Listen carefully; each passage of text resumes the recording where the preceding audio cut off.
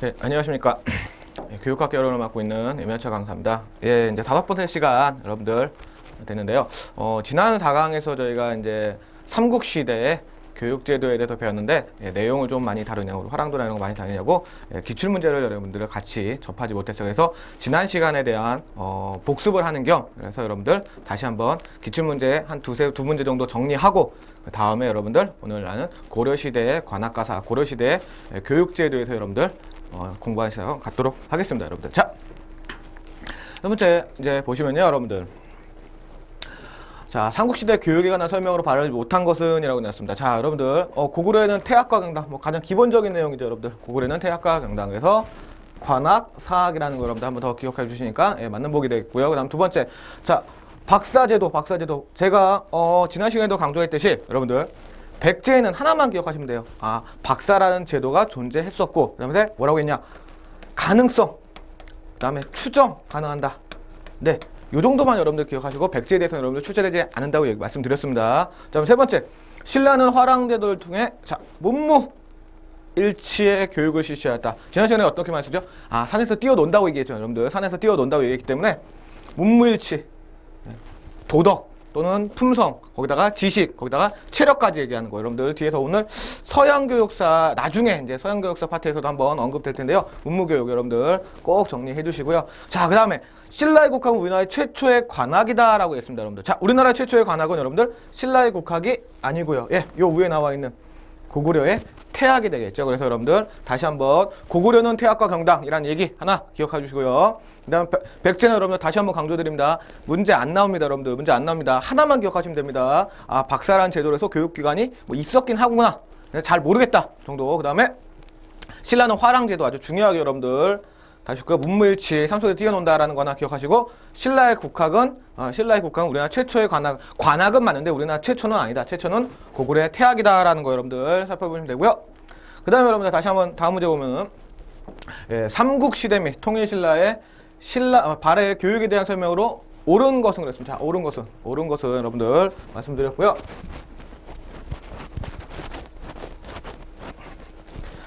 자, 하나 보시면은, 자, 첫 번째 1번, 백제는 유학과 기술을 두어 논어와 효경은 물론 산학과 의학도 다루었다. 자, 여러분들 제가 방금 전에 문제도 말씀드렸죠. 백제는 뭐 이런 거 알려지지 않았다 그랬죠. 가능성만 말씀드렸죠. 그러니까 박사라는 제도로서 가능성 유추할 수 있다, 추정할 수 있다, 이런 얘기 나오지 않습니다, 여러분들. 그 다음에 두 번째, 신라의 진흥왕 때, 그렇죠? 신라의 진흥왕 때 화랑도 개편, 신라 진흥왕 화랑도 여러분들 꼭 이어 두시고요. 물론 여러분들 이건 조심하셔야 합니다.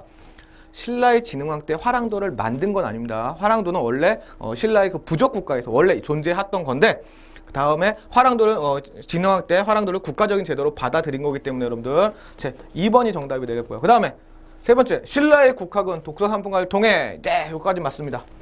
그렇죠? 신라의 국학은 독서 산풍가 맞습니다. 근데 이거는 입학생을 선발한 게 아니고 여러분들 어떤 식으로 말씀드렸죠? 제 독서 산풍가를 통해, 자, 관리로 선발해. 관리 선발. 입학생 선발이 아니고 여러분들 관리를 선발하는 겁니다. 다시 한번 여러분들 복습하시면요, 신라는 독서 산풍가라는 제도를 통해서 6.25 경전의 이해 정도를 가지고 관리를 양성했다라는 거 여러분들 기억하시면 되고요. 그다음에 네 번째로는 보기 4번, 고구려 경당은 상류계층의, 경당은 여러분들 뭐라고 했습니까? 경당은 사학이죠.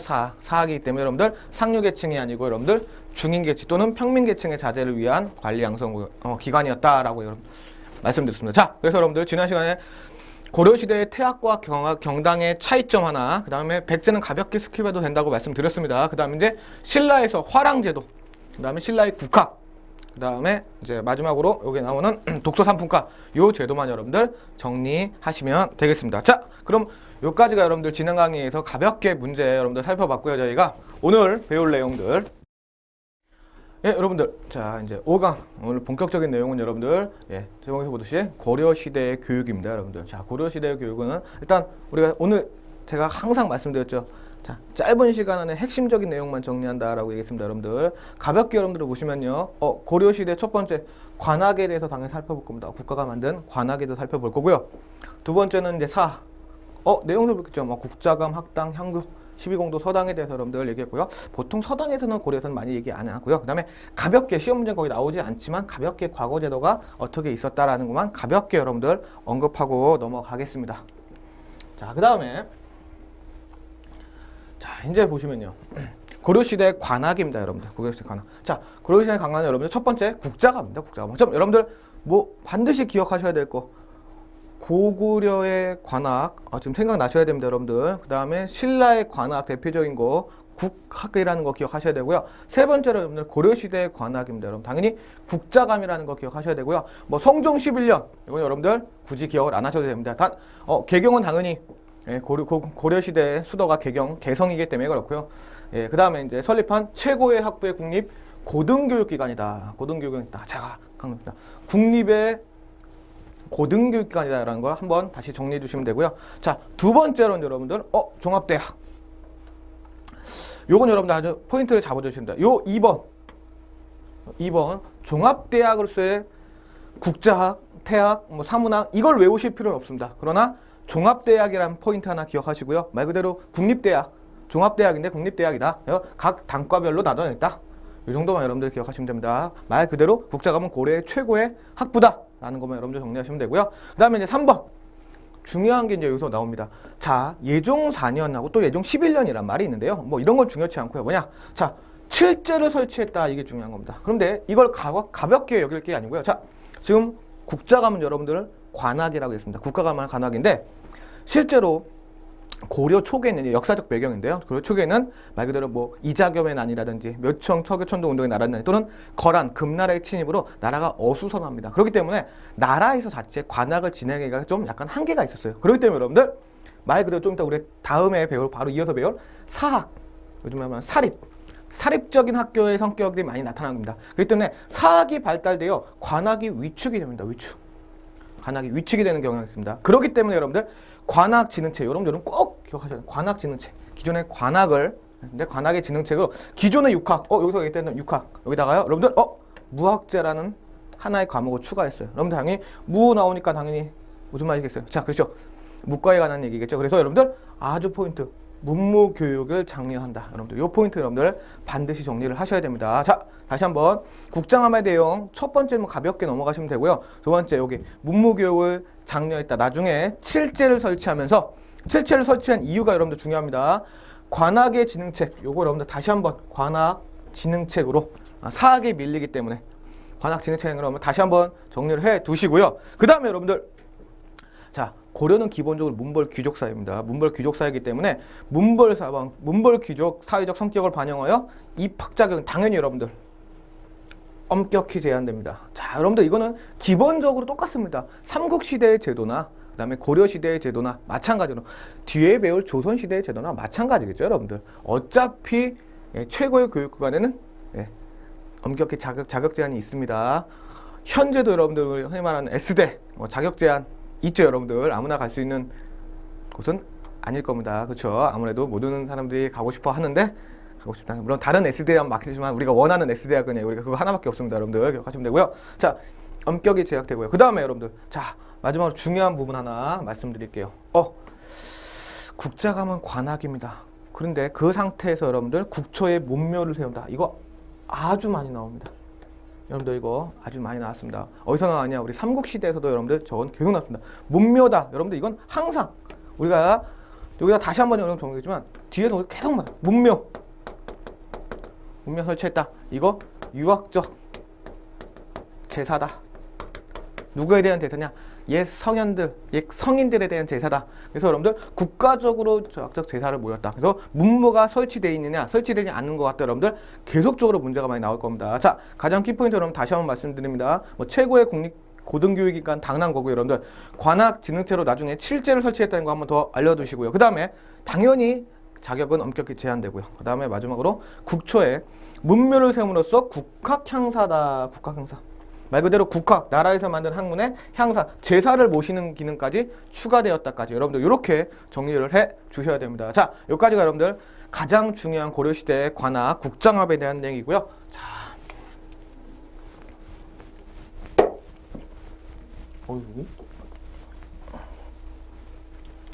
자, 여러분들 그 다음에 보시면요, 이제 사학에 대해서 여러분들, 아니 관학의 두 번째 학당하고 그 다음에 향교에 대해서 볼 겁니다. 여러분들 여기는 가볍게만 여러분들 기본 포인트만 짚고 넘어가겠습니다. 자, 고려시대 관학.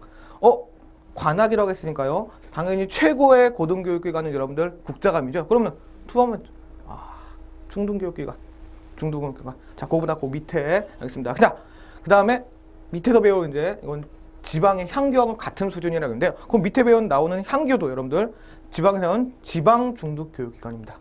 그러면은 학당과 향교의 차이는 뭐냐? 자, 말 그대로 국자감, 개경, 중앙에 있었습니다. 여기는 지방에서 온 향교와 같은 수준이기 때문에 도시, 말 그대로 수도에 세운 중등교육기관으로 보시면 되고요. 이 문제를 여러분들 같이 붙여놓은, 이 두 개념을 같이 붙여놓은 이유가 있습니다. 자, 아까 가장 중요한 개념에서 하나 뭐냐면 국자감에서는 여러분들 문묘를 세웠다고 했습니다. 문묘. 말 그대로 제사를 지냈다는 얘기예요. 쉽게 말해서 제사에 대한 걸 지냈기 때문에 국학 향사에 대한 의미가 여러분들 반드시 들어간다고 말씀드렸습니다. 마찬가지입니다, 여러분들. 자, 학당은요, 중등교육기관 여기까지 똑같고요. 그 다음에 향교와 달리, 자, 그럼 어떤 게 포인트겠어요? 그렇죠, 요거죠. 향교와 달리 문묘를 모시지 않았다. 시험 포인트는 요거 하나입니다. 자, 중앙에 있는 건 두 개입니다. 다시 한번 정리합니다. 국자감과 뭐라고요? 그렇죠, 학당입니다. 학당 두 개에 대해서 여러분 얘기를 하는데요. 기본적으로 두 개 중에 국자감은 문묘를 모셨다. 그렇죠, 선현대단 제사 지났다. 근데 학당은 여러분들 같은 중앙에 있는 중등교육기관이지만 문묘를 모시지 않았다. 여러분들 요게 기준 포인트입니다. 꼭 기억하시고요. 그 다음에 동서학당과 오부학당이 있다라는 얘기 나오는데요. 여러분들 요거는 나중에 이어지는 내용이기 때문에 그냥 동서학당과 오부학당이 있다라는 정도만 여러분들 체크하고 넘어가시면 됩니다. 자, 그 다음에 이제 향교입니다. 향교는 지방에 세운 중등교육기관입니다. 자, 지방. 그래서 여러분들 다시 한번 이렇게 쭉 해주시고요. 앞에 배운 학당과 국자감은 여러분들 중앙에서 좀 수도 근처에 세운 거고요. 그 다음에 향교는 지방에 세운 게 목표입니다. 지방에. 그렇기 때문에 여러분들 지방 중등기관이라는 거 여러분 첫 번째 정리를 해 두시고요. 그 다음에 중요한 건 여러분들 이겁니다. 제례. 제자 들어가네요. 뭐죠? 제사 지내는 겁니다. 제사. 그렇죠? 제사 지내는 거기 때문에 여러분들 역시 요 앞에 거와 차이가 아주 중요합니다. 뭐 강학은 학문을 말하는 거니까 별 의미 없는데요. 자, 요거에 대한 비교 포인트. 그렇죠? 학당은 문묘를 모시지 않았다. 향교는 문묘를 모시면서 제례 의식까지 같이 교육과 제사 기능은 같이 했다. 그래서 여러분들 교육기관이자 제사기관 얘기했습니다. 그래서 향교가 오히려 학당보다는 여러분들 향교의 출제 포인트가 아주 좋고요. 자, 그 다음에 학당 자체는 여러분들 문묘를 모시지 않았다밖에 나오지 않습니다. 여러분들 이렇게 정리를 해주시면 됩니다. 자, 그 다음에 향교는 지방 중등교육기관이니까요. 당연히 양반 이외에도 개방이 되었다. 그래서 양인들과 서인들, 양인들에도 입학이 허용되었다라고 하시면 됩니다. 자, 실제로 다시 한번 정리하면 국장함에 대한 포인트 여러분들 기억해 주시고요. 그 다음에 학당 문묘를 모시지 않았다나 살펴보고 가야 되고, 그 다음 마지막으로 향교 지방 중등교육기관으로서 국자감, 중앙에 있는 국자감과 마찬가지로 제례를 모셨다. 즉 문묘를 설치했다라는 거. 여러분들 이렇게 정리하시면 이게 고려시대 관학입니다. 자, 고려시대 관학 다시 한번 마지막으로 머릿속으로 국자감, 그 다음에 학당, 그 다음에 향교, 특히 국자감에 대한 내용들 정리해 주시고 제가 포인트 말씀드렸고요. 그 다음에 이제 향교에 대한 포인트 말씀드렸고요. 학당은 딱 하나만 기억하시면 됩니다. 여러분들 문묘를 모시지 않았다. 그게 여러분들 비교 포인트가 돼서 문제에 출제될 겁니다. 자, 그럼 여태까지 지금까지 살펴본 거는 여러분들 고려시대 관학입니다. 관학. 그럼 이제부터 뭘 살펴볼 거냐? 네, 당연히 사학을 살펴보겠죠.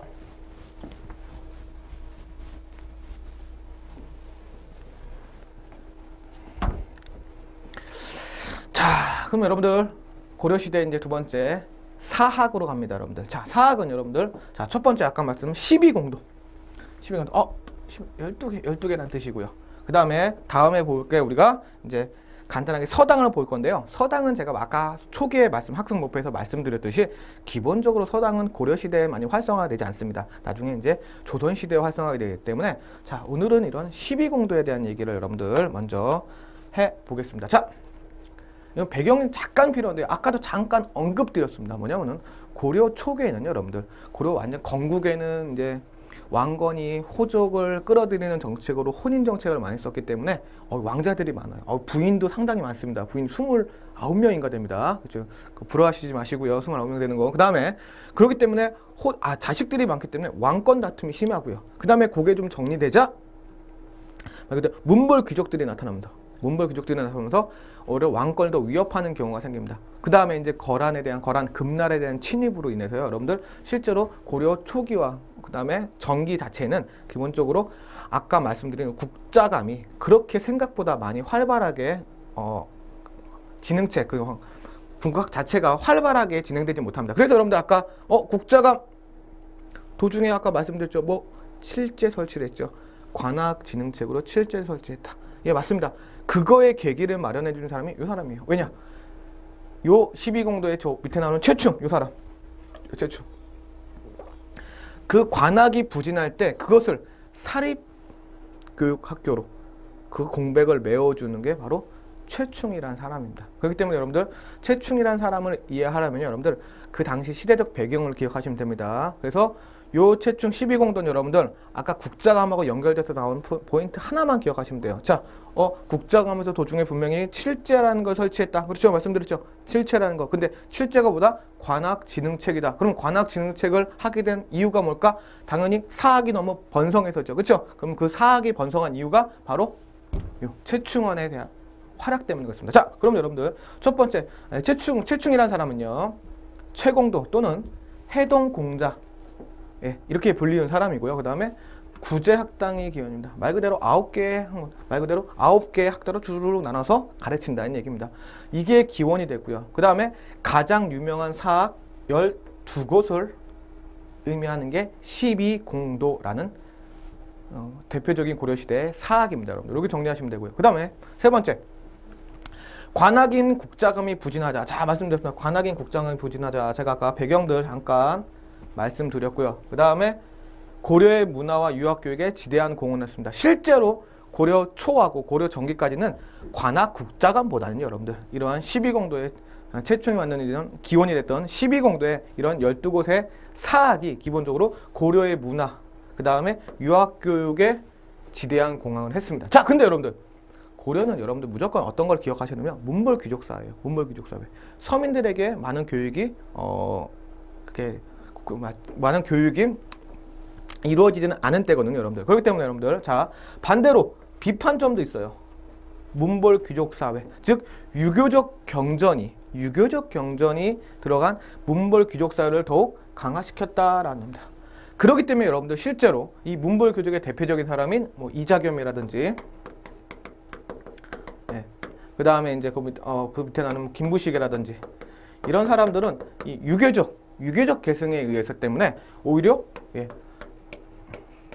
거란 금나라에 사대를 하는 그러한 경우까지 생겨요. 사대를 주장하는, 물론 사대를 하진 않았지만 그런 주장하는 것까지 여러분들 나오게 됩니다. 그렇기 때문에 여러분들 꼭 기억을 하셔야 되고요. 자, 12공도의 가장 핵심 포인트는 여러분들 문제로 나올 건 요 각촉부시제도 하나입니다. 각촉부시제죠. 자, 여러분들 요거 이제 재밌는 제도죠.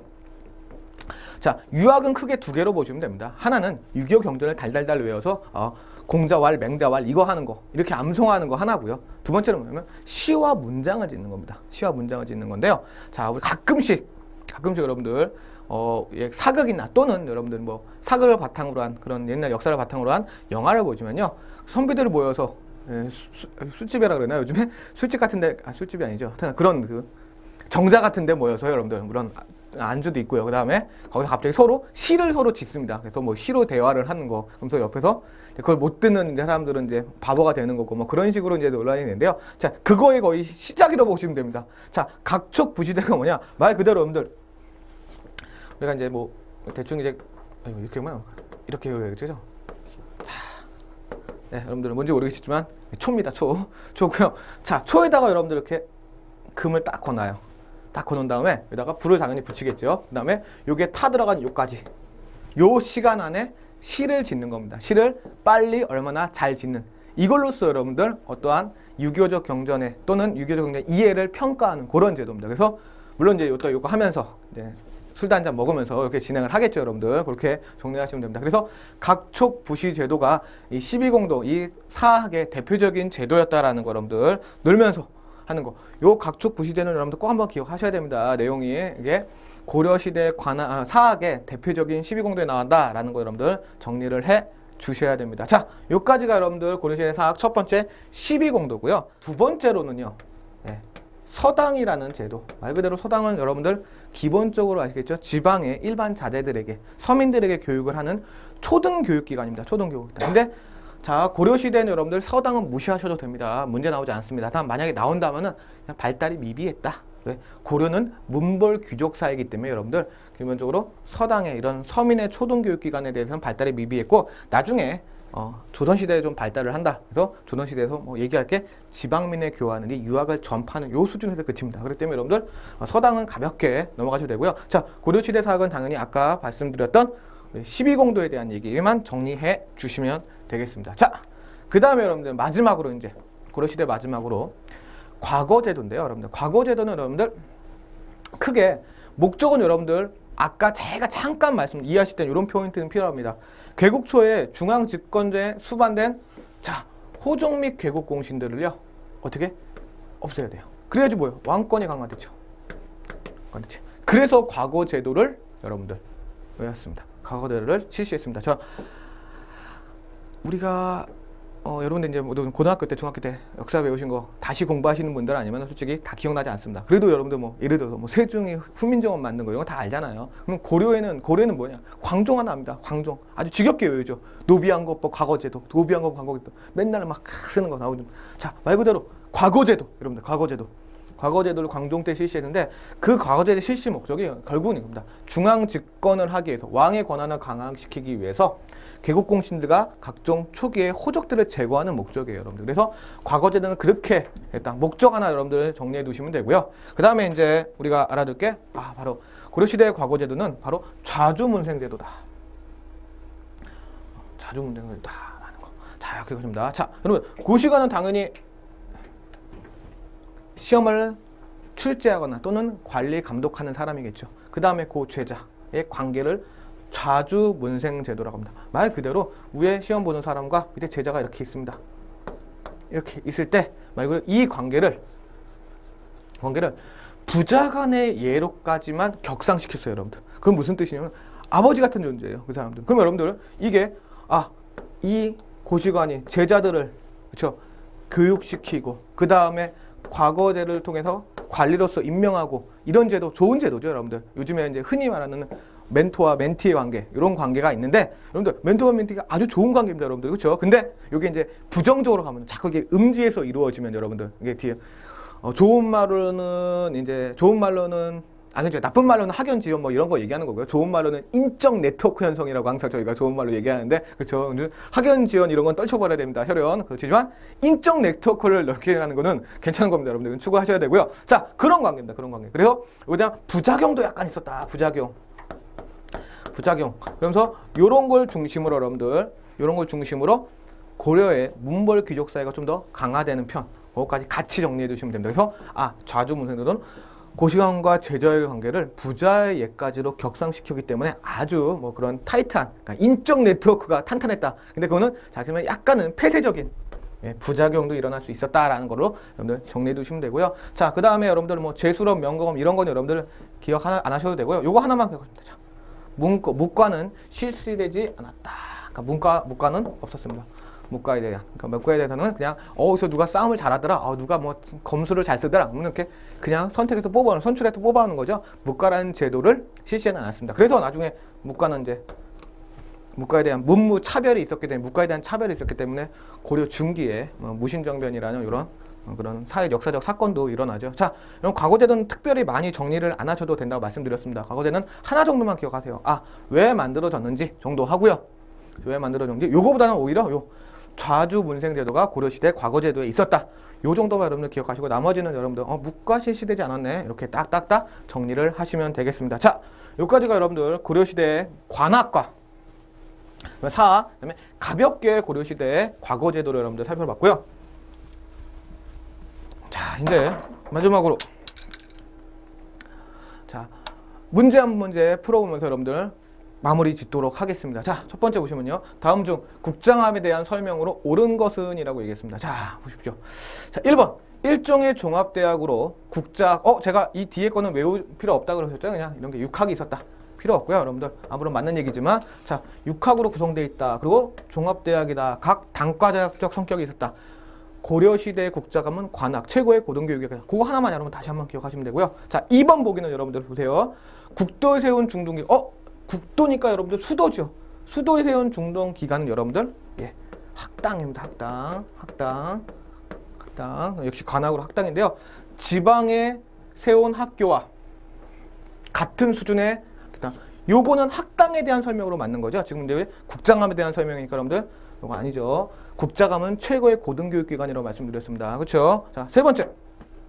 지방 중등교육기관이며 유학의 전파, 지방민의 교화. 자, 여러분들 지방 중등교육은 다시 한번 여러분들 얘기합니다. 예, 향교죠. 향교 때문에 이거는 다 향교에 대한 설명입니다. 그러니까 국장함에 대한 설명이 아니겠고요. 그 다음 네 번째. 고려시대의 가장 유명한 사학 12곳을 의미한다. 자, 이거는 여러분들 다시 한번, 예, 12공도 기억하시고, 최충이다. 예, 요 정도만 다시 한번. 그래서 여러분들 국장합에 대한 설명 하나 말씀드렸고요. 그 다음에 학당에 대한 설명. 학당은 다시 한번 강조합니다. 학당은 그렇죠. 문묘, 예, 없었다는 거 기억하시고요. 지방 중등교육기관은 향교였다라는 거 여러분들 다시 기억을 하시면서 향교는 문묘는 있었다. 제사 진행을 했다. 이렇게 기억하시고요. 그 다음에 대표적인 사학 12공도 12곳 지칭한다. 여러분들 기억하시면 되고요. 그 다음에 한 가지 더 여기서 하시면 아까 그쵸, 술 먹고 이제 시 짓는 거 각축부 시대 그거 하나만 여러분들 딱 정리해 두시면은 고려시대는 여러분들 한 문제 또는 한 문제가 나와도 여러분들 다른 부분과 연결돼서 나오기 때문에요. 일단 고려시대 관학의 대표적인 것이 관학의 국자감이 있었다. 이 정도 기억하시고요. 사학의 대표적인 거 12공도, 최충의 12공도, 사학의 12곳 이 정도만 여러분들 정리하시고 나머지 학당, 향고 이렇게 정리하시면 여러분들 크게 고려시대 교육제에서는 여러분들 큰 어려움이 없을 것 같습니다. 자, 여기까지 오늘 5강은 지난 시간에 가볍게 삼국시대 제도, 교육제도 한번 정리해봤고요. 그 다음에 이제 이어지는 고려시대인데, 고려시대는 많이 어렵지 않죠. 자, 근데 이제 조선시대는 시기도 넓고요. 자료도 많기 때문에 다음 시간에 이어지는 조선시대는 좀 1, 2강으로 좀 나눴습니다. 그래서 고려 전기 부분에 하나 하고, 이제 고려 우리가 흔히 말하는 근현대 부분이죠. 이렇게 일제강점기까지 하나, 이렇게 두 부분으로 여러분들 나눠서 조선시대의 교육에서 다음 강에서 다시 찾아뵙도록 하겠습니다. 자, 여러분들 수고하셨고요. 네, 여기서 5강 수업은 마치도록 하겠습니다. 고생하셨습니다.